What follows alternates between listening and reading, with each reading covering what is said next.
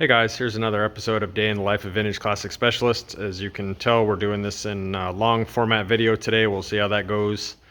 I may just kind of mix it up depending on how much I have to talk about, but here we go. So today, Rafa was back from being sick, which thankfully he's feeling better. He focused on this 61 Ghia a lot today. There's just a lot of details on this car that needed to be done. For example, some of the trim pieces needed to be installed.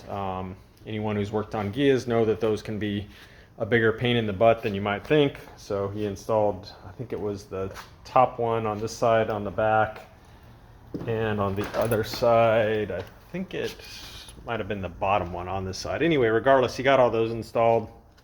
A lot of little details that were kind of dangling on this car. For example, the little latch for the back seat, the little grill that goes over that vent back there.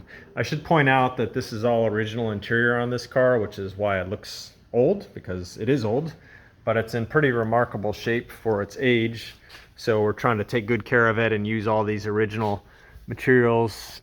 The headliner had some challenges because it had peeled away from the A-pillars in here, but we had our interior guy come and reattach that before we put the windshield in. So yeah, it's looking cool, looking good. It's really cool that it's the original interior on this car. So we're trying to preserve that and use it.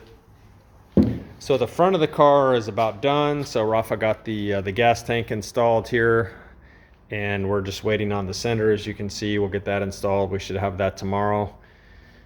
Today we also bled the brakes on this car. Brakes are working good now on all four corners.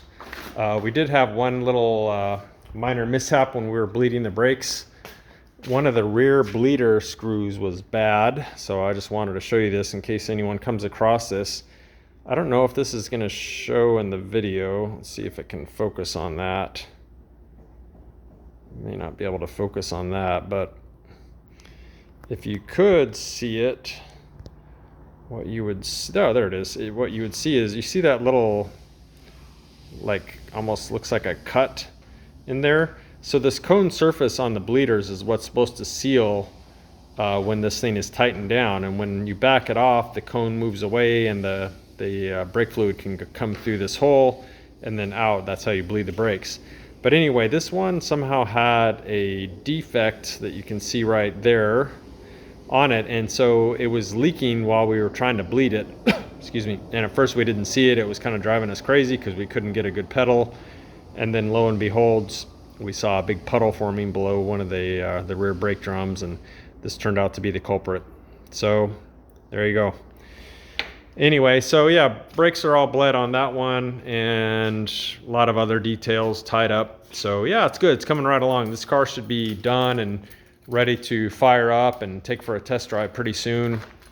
The owner is actually gonna, once he picks this car up, he's gonna bring in his freshly painted 23 window, and so we'll have that project starting hopefully in a week or two when this Ghia is gone.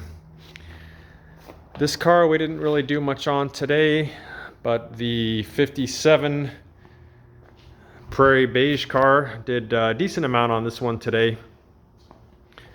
Got the wiring pretty much finished up here. The turn signals weren't connected, so some more light here.